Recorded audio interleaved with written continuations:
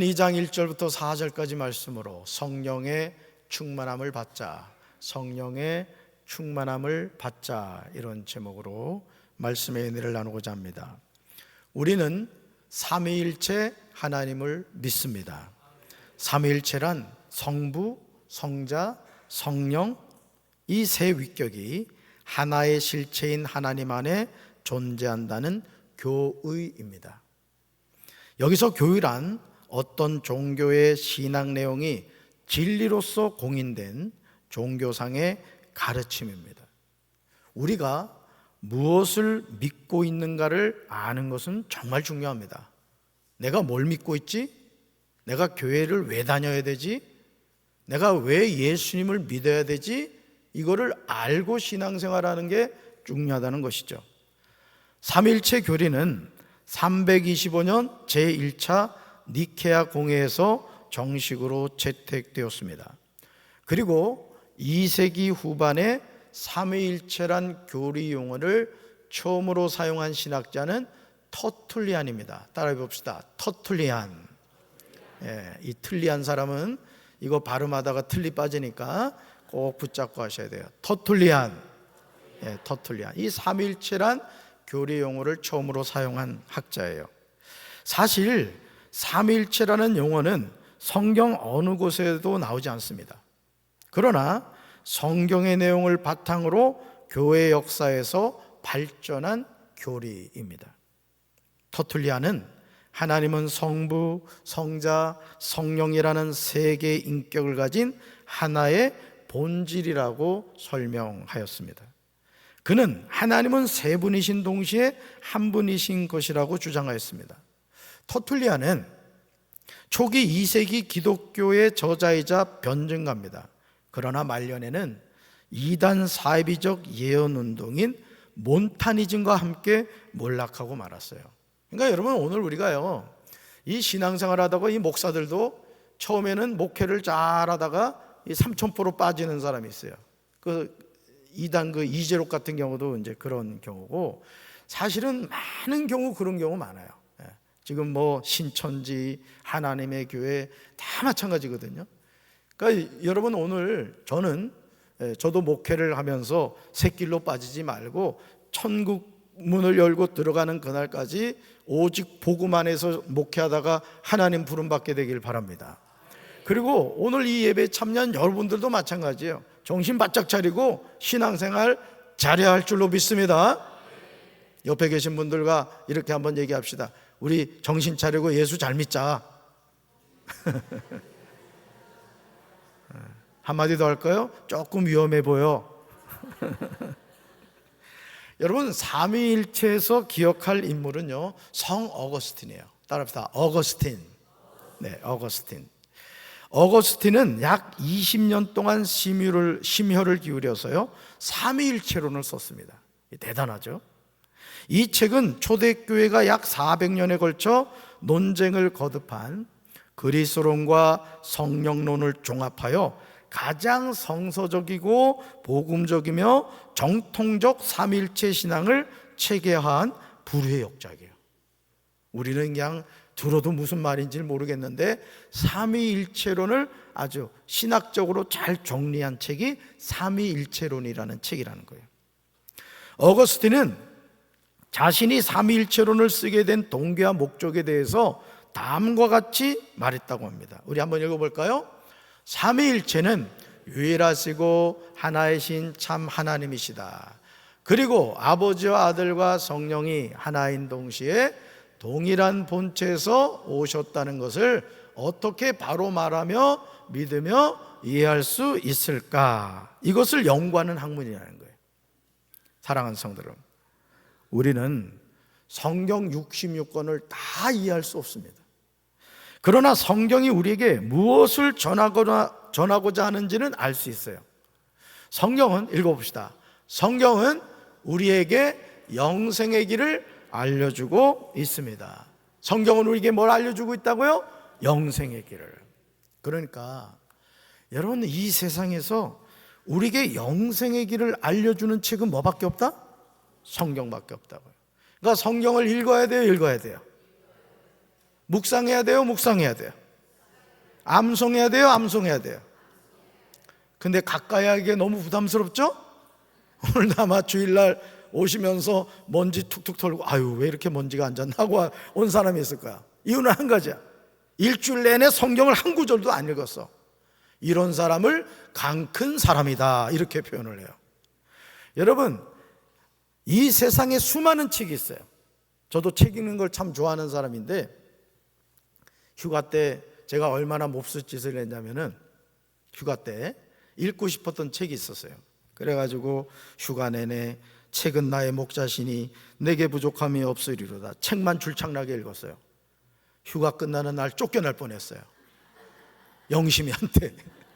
아니 휴가면은 휴가답게 지내야지, 지 좋아하는 책만 읽는다 이거지.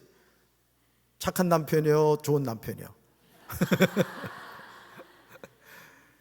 그런데 그 많은 책이 있어도요, 우리에게 영생의 길을 알려주는 책은 뭐밖에 없다고요? 성경밖에 없어요. 그러기에 요한복음 5장 39절에서 예수님은 당시 유대인들이 성경을 연구하는 이유가 무엇인지에 관해서 우리에게 말씀해 주고 계세요. 말씀 같이 읽습니다. 너희가 성경을 연구하는 것은 영원한 생명이 그 안에 있다고 생각하기 때문이다. 성경은 나에 대하여 증언하고 있다. 아멘.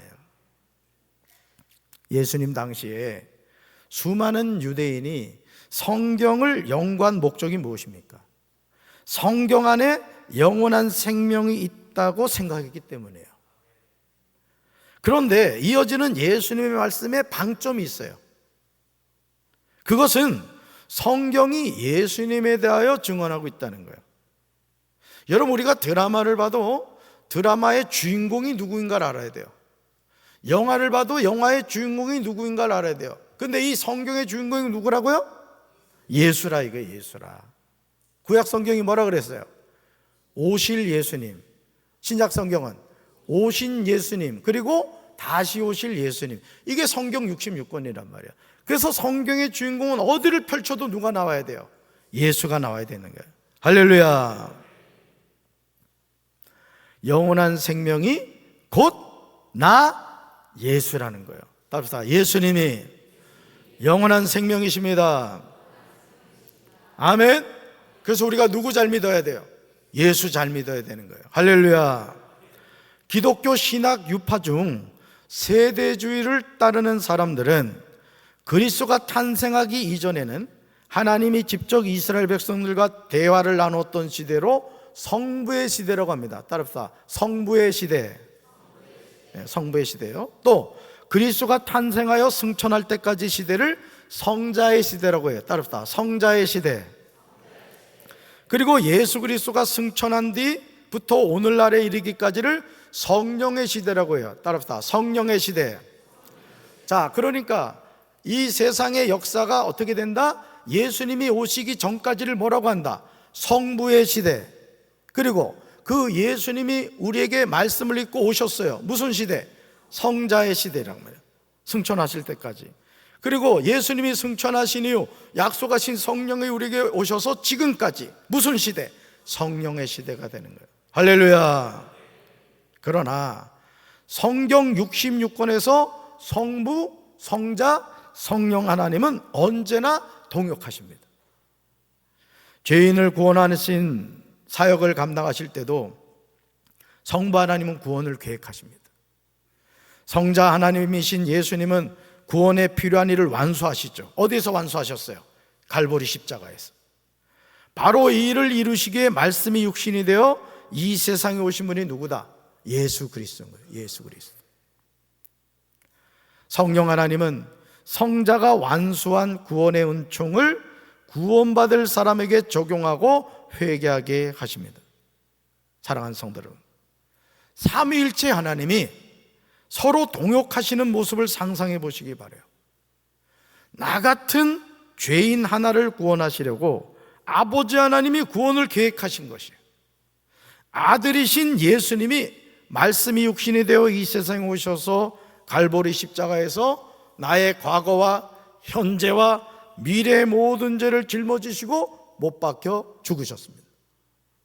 그런데 이런 사실을 모르는 나 같은 죄인에게 성령님이 다가오셔서 자신의 죄를 깨닫고 회개하게 하시고 예수님을 영접하고 그 이름을 믿음으로 하나님의 자녀가 되는 멋진 권세를 주셨어요. 얼마나 멋진 삼위일체 하나님의 일입니까? 그러니까 성부 하나님은 죄진을 구원하려고 구원의 계획을 세우신 거예요. 그리고 그 아버지의 계획을 이루기에 누가 오셨다? 예수님이 뭘 입고? 육체를 입고 오신 거예요. 어디서 완성하셨어요? 갈보리 십자가에서 다 이루었다 하셨단 말이에요.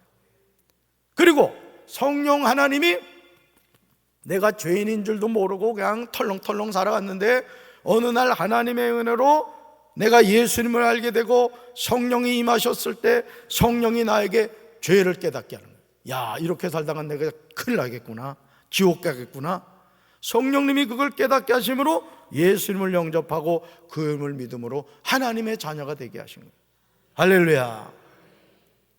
그러니까 성령이 함께하면 어떤 현상이 나타나느냐? 죄를 깨닫게 되는 거예요. 죄를. 그러니까 여러분, 우리 한깔끔 하시는 분들이 있잖아요, 그죠? 이 집을 그냥 거의 미끄러질 정도로 이렇게 깨끗하게 하시는 분들이 있어.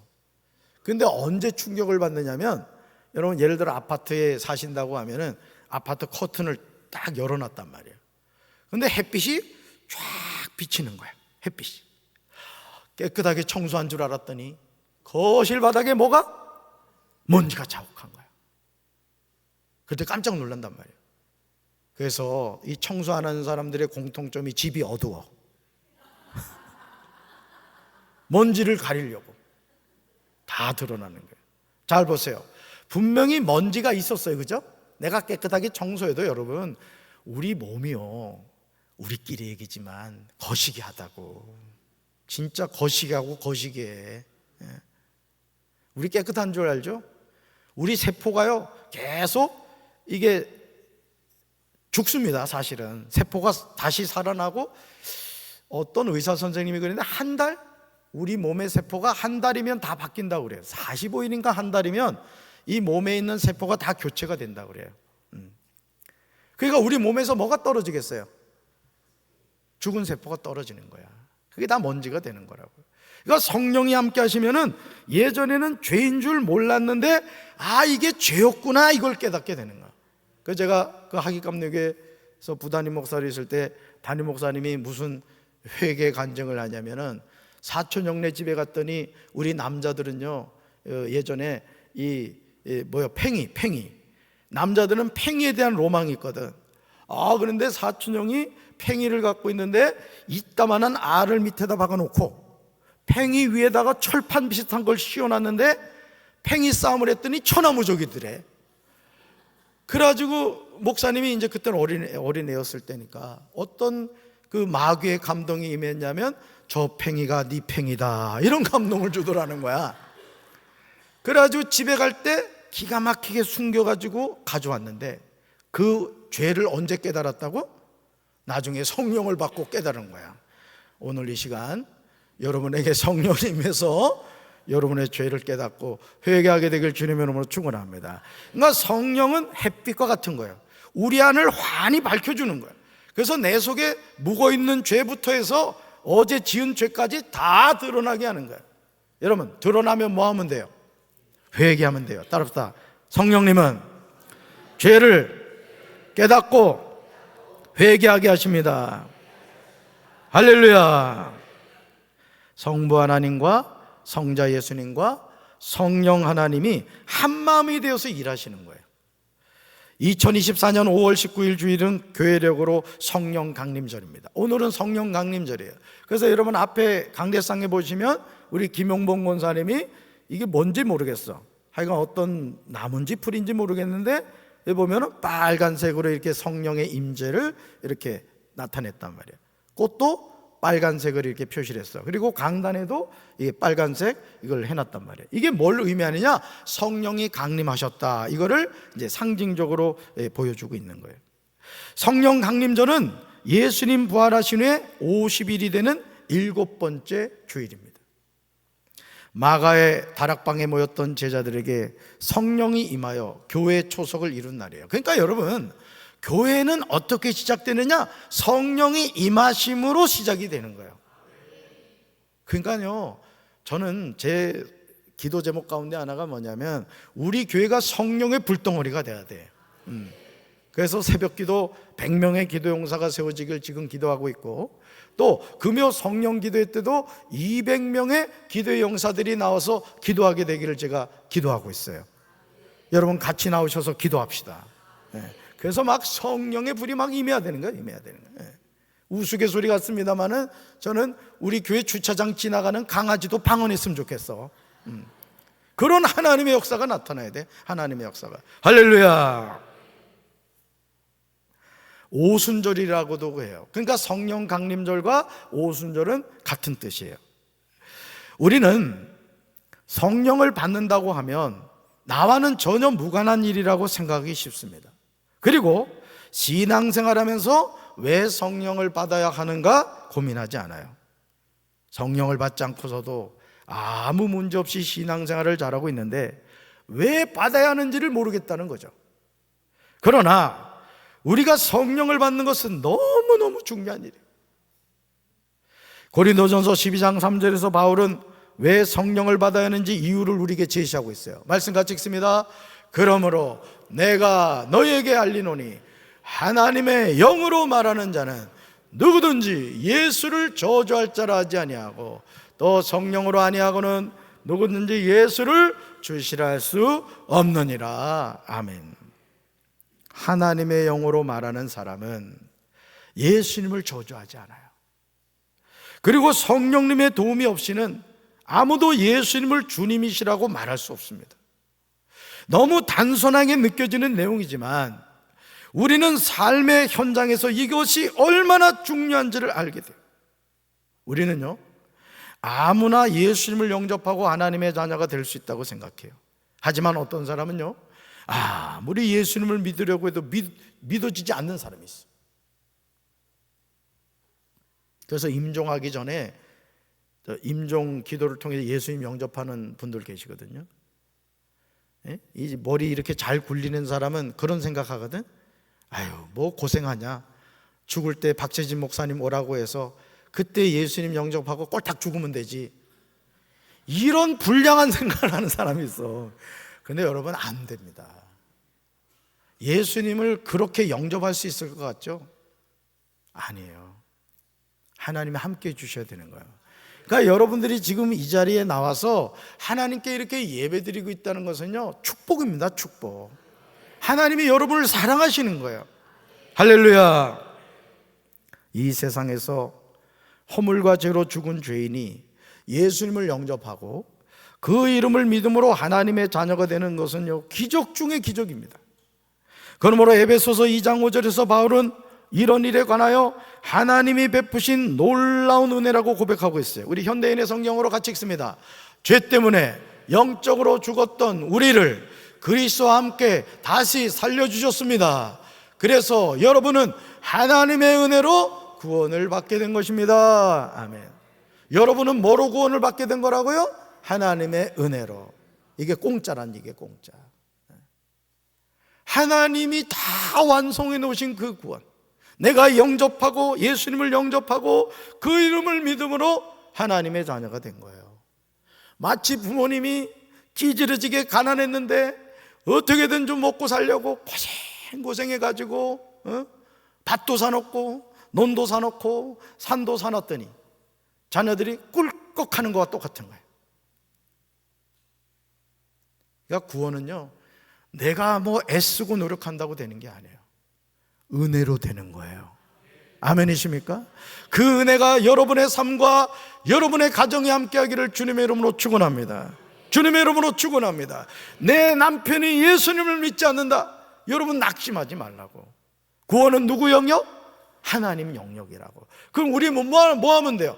전도하면 되는 거예요. 전도가 뭐예요? 도를 전하는 거란 말이에요. 여러분, 저는 우리 강경에서 논산 나가면서도 이게 논이 많습니다만은 논농사 짓는 분들을 보면 저는 하나님이 느껴져요. 여러분, 농부가 하는 일이 뭐죠? 밭 갈고 씨앗을, 논에 그 씨앗을, 그죠? 벼를 자라서 심잖아, 기계로. 그 다음부터 누가 알아서 하셔? 그걸 놓치지 말라고요. 오늘 우리가 하나님이 되려고 한다니까? 우리 하나님 아니에요. 요 코끝에서 이 호흡 딱 끝나면 우리는 죽는 거야. 그러니까 우리 심장을 누가 뛰게 하신다? 아멘이십니까? 그러니까 우리는 하나님의 은혜 가운데 살아가는 거예요. 할렐루야. 사랑하는 성도 여러분, 우리가 하나님의 자녀로 살아가기 위해서는요, 반드시 성령을 받아야 돼요. 성령이 아니고서는 예수님을 주라고 시인할 수 없는 것처럼 성령 받지 않잖아요? 무기력하고 무능력하고 무책임한 삶을 살게 됩니다. 이것은 좋은 자동차를 가지고 있지만 기름을 넣지 않아서 사용할 수 없는 것과 마찬가지예요. 성령님이 우리에게 임하시면 우리는 자신이 죄인임을 깨닫게 돼요. 죄의 삭은 사망입니다. 한 번 죽는 것은 사람에게 정해진 것이고 죄의 삭은 사망인 거예요. 그래서 왜 성철 스님이 지옥 갔느냐? 죄의 값을 지불하지 않았기 때문이에요. 여러분들은 성철 스님보다 수고하지 않았는데도 천국 간다고. 무엇 때문에? 예수님을 믿기 때문에. 성철 스님도 예수님을 믿었어야 되는데. 우리 예수님 잘 믿읍시다. 성령님이 하시는 중요한 사역 가운데 하나가 죄를 깨닫게 하는 거예요. 그리고 성령님은 우리에게 사명을 감당할 수 있는 권능을 주십니다. 그러므로 성령을 받지 않고서 하나님의 일을 하겠다는 것은 엄청난 만용이에요. 여기 서 있는 박재진 목사가 성령 충만하지 않고 목회를 하고 있다고? 또 우리 장 목사님하고 세 분의 전도사님이 성령 받지 않고 그냥 뭐 동해 번쩍 서해 번쩍, 아무 의미가 없는 게 아무 의미가. 여러분도 마찬가지예요. 교회 열심히 다닌다고 천국 갑니까? 오랫동안 신앙생활 했다고 천국 가요? 아니에요. 예수님을 믿고 그 이름으로 죄사함을 받아야 되는 거예요. 그리고 성령이 함께 하셔야 되는 거예요. 할렐루야. 여러분, 우리가 영화를 보러 가면은 영화관 앞에서 예쁘게 생긴 아가씨가 뭘 달라고 그래? 표 내놔 그래. 표 내놔. 표를 내야 영화관에 들어가서 영화를 보는 거예요. 천국 아무나 가지 않습니다. 예수의 이름으로 죄사함 받고 구원받은 사람이 천국 가는 거예요. 할렐루야. 성령을 받아야 사명을 감당해. 따라합시다. 성령을 받아야 사명을 감당합니다. 이런 사실 때문에 부활하신 예수님은 사도들과 함께 잡수실 때 그들에게 이렇게 분부하셨어요. 같이 읽습니다. 너희는 예루살렘을 떠나지 말고 내게서 들은 아버지의 약속을 기다리라. 요한은 물로 세례를 주었으나 너희는 여러 날이 되지 않아서 성령으로 세례를 받을 것이다. 아멘. 너희는 여러 날이 되지 않아서 뭐로 세례를 받는다? 성령으로 세례를 받는다. 이게 뭐예요? 아버지의 약속이란 말이에요. 아버지의 약속. 여러분, 자녀들에게 좋은 것 주고 싶어요? 나쁜 것 주고 싶어요? 그게 우리 마음이죠. 부모의 마음이죠. 그 우리 아버지 누구예요? 하나님이세요. 그 하나님이 우리에게 좋은 것 주실까요? 나쁜 것 주실까요? 그 많은 것 가운데 가장 최고가 뭐라는 거예요? 성령으로 세례받는 거예요. 할렐루야. 아버지의 약속을 기다리라는 예수님의 말씀을 듣고 그 말씀에 순종한 사람이 약 120명이었어요. 그런데 고린도전서 15장 부활장을 보시면 우리는 예수님의 부활을 보았던 사람들이 적지 않음을 알게 돼요. 예수님이 죽었다가 다시 살아난 그 예수님을 본 사람이 소수의 인원이 아니었다는 거예요. 게바, 12제자, 500여 형제, 야고보, 모든 사도, 그리고 바울에게 보이셨어요. 그러나 예수님의 말씀에 순종하여 성령 세례 받기 위해서 기도의 자리를 지킨 사람이 몇 명이었다? 약 120명이었다는 거예요. 잠시 계산해 봐도 약 400명이 예수님의 말씀에 순종하지 않았음을 보게 됩니다. 예수님이 예루살렘을 떠나지 말라고 하셨으면 아멘으로 순종해야 될 줄로 믿습니다. 아버지께서 약속하신 것을 기다리려고 하시면 아멘으로 순종해야 될 줄로 믿습니다. 너희는 며칠 안에 성령으로 세례를 받으리라고 하시면 아멘으로 순종해야 되는 거예요. 사도행전 1장 13절과 14절에는 마가의 다락방에 모여서 성령으로 세례를 받기 위해서 모인 사람들의 이름이 나와요. 저는 저와 여러분이 이 마가의 다락방에 성령으로 세례를 받기 위해 모인 한 사람이 되기를 주님의 이름으로 축원합니다. 금요 성령 기도에 나오세요. 우리 유치부교회, 어린이교회, 청소년교회, 청년교회 다 나와야 돼. 왜? 우리가 살아가는 이 세상은요, 눈 뜨고도 고백할 뿐만 아니라 우리 영혼을 지옥으로 끌고 가려고 그런다고요. 여러분, 우리 부모님들, 내 자녀, 고통당하는 자녀를 눈 뜨고 볼 부모가 어디 있습니까? 에? 내 생명을 던져서라도 내 자녀를 살릴 수 있다면 부모는 내 생명을 던져서라도 자녀를 살리는 거예요. 여러분, 예수 믿으면 어디 가요? 예수 안 믿으면요. 오늘 조금자 권사님이 자녀분들 같이 오셨구만 보니까. 얼굴이 확 폈네 그냥. 우리 조 권사님 얼마나 감사해요. 우리 조금자 권사님의 신앙이 자녀들에게 이어지게 되길 주님의 이름으로 축원합니다. 여러분 가정도 그렇게 되길 주님의 이름으로 축원합니다. 그들이 한 일은 더불어 마음을 같이하여 오로지 기도에 힘썼습니다. 민수기 23장 19절에서 선지자 발람은 하나님의 어떤 분이신지를 소개하고 있어요. 같이 읽습니다. 하나님은 사람이 아니시다. 거짓말을 하지 아니하신다. 사람의 아들이 아니시니 변덕을 부리지도 아니하신다. 어찌 말씀하신 대로 하지 아니하시랴. 어찌 약속하신 것을 이루지 아니하시랴. 아멘. 사랑하는 성도 여러분, 하나님은 사람이 아니시라는 발람의 말은 무엇을 말할까요? 하나님은 결코 변함이 없으시다는 뜻이에요.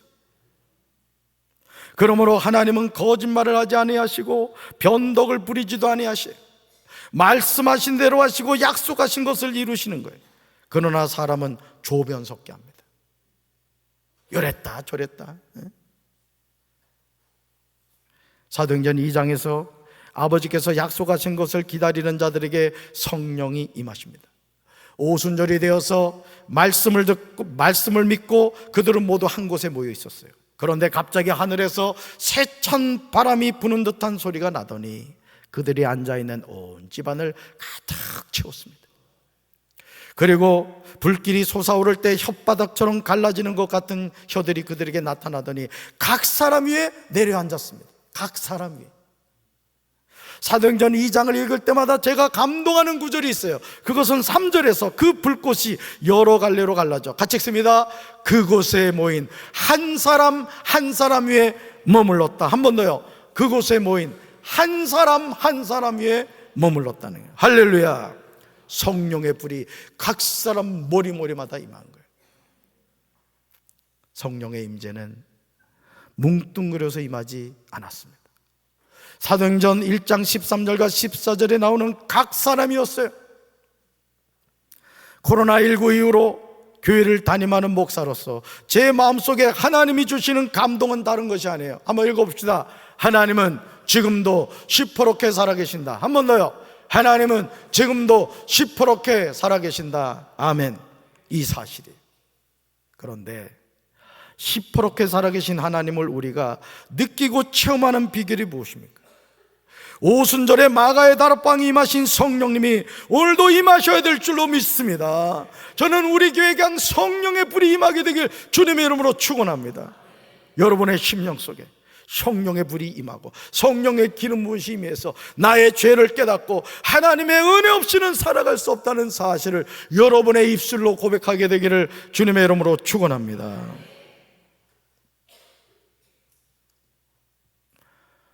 사도행전 2장 4절의 강한 역사가 바로 지금 예루살렘 성전에 임해야 돼. 여기가 예루살렘 성전이잖아요. 말씀 같이 읽습니다. 사람들은 다 성령으로 충만해졌습니다. 그리고는 성령께서 말하게 하시는 대로 자기들의 언어와 다른 외국어로 말하기 시작했습니다. 아멘. 이 다자가 중요해요. 마가의 다락방에 아버지 하나님의 약속을 믿고 마음을 같이하여 오로지 기도한 사람은 다 뭘 받았다? 성령 충만을 받았다는 거예요. 이 은혜가 이 시간 여러분에게 임하기를 주님의 이름으로 축원합니다. 주님의 이름으로 축원합니다. 사랑하는 성도 여러분, 우리는 거룩하신 하나님과 다릅니다. 그러기에 거짓말을 밥 먹듯이 해요. 여러분, 지난주에 거짓말 많이 했죠? 얼굴에 써 있어요. 겁나게 많이 했습니다. 후회할 때가 많아요. 그때 그렇게 하는 게 아닌데. 아마 우리 강희영 권사님, 우리 자녀분들하고 또 우리 진정은 집사님, 우리 황 권사님 자녀분들도 마찬가지예요. 어머니한테 잘해드린 건 생각이 안 나고 잘못해드린 것만 마음에 이렇게 걸릴 거예요. 그게 우리 삶이라고. 그게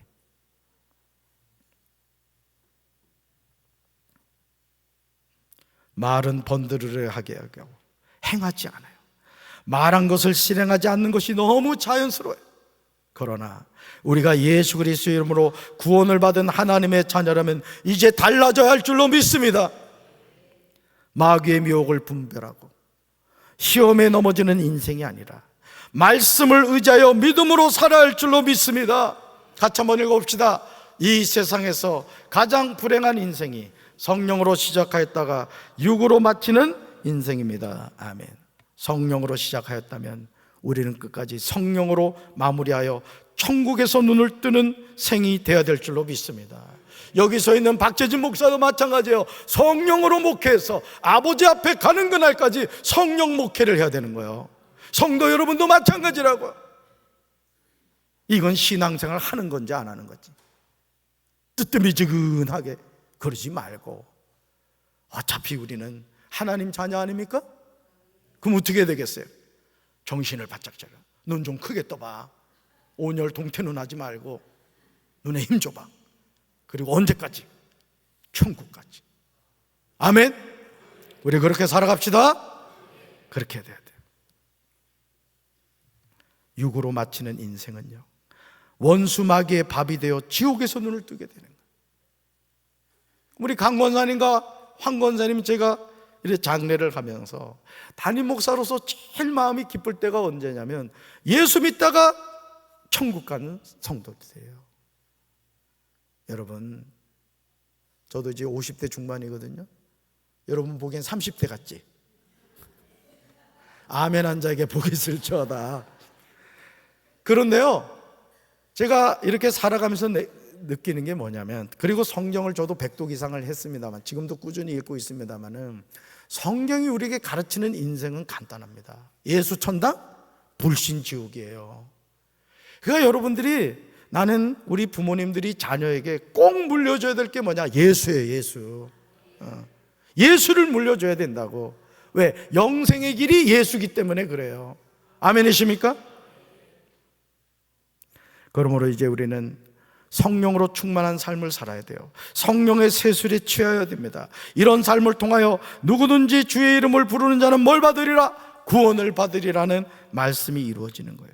나에게 하나님의 크신 은혜로 강력한 성령의 임재가 있으면 우리는 그 성령의 임재를 주변 사람에게 전해줄 수 있는 거예요. 나에게 불이 있으면 불을 줄 수 있는 거예요. 나에게 물이 있으면 물을 줄 수 있는 거예요. 성령의 임파테이션이 나타나야 되는 거예요. 아멘이십니까? 우리 모두 성령의 불덩어리가 됩시다. 그래서 내가 살고 있는 지역을 성령의 불로 완전히 변화시킵시다. 할렐루야. 이제 우리 교회와 우리 가정과 각 개인이 사는 길은 다른 것이 아니에요. 아버지께서 약속하신 것을 기다려라. 예수님의 그 말씀에 순종하여 더불어 마음을 같이하여 오로지 기도에 힘쓰는 것이에요. 그렇게 할 때 성령의 불이 들불처럼 전해지는 삶을 살아가게 됩니다. 따라서 성령이 임하실 때 우리 삶은 변화가 됩니다. 그러니까 가정에서도 남편 교회 안 다닌다고 맨날 뭐라고 그러지 마. 얼마나 불쌍해. 저도 남편이지만요, 남자들 불쌍합니다. 제가 봐도 제가 불쌍해. 그러니 여러분, 예수를 믿는다는 것은요, 내 의지로 되는 게 아니요, 하나님이 마음 문을 열어주셔야 되고 그 영혼을 사랑해 주셔야 되는 거라고.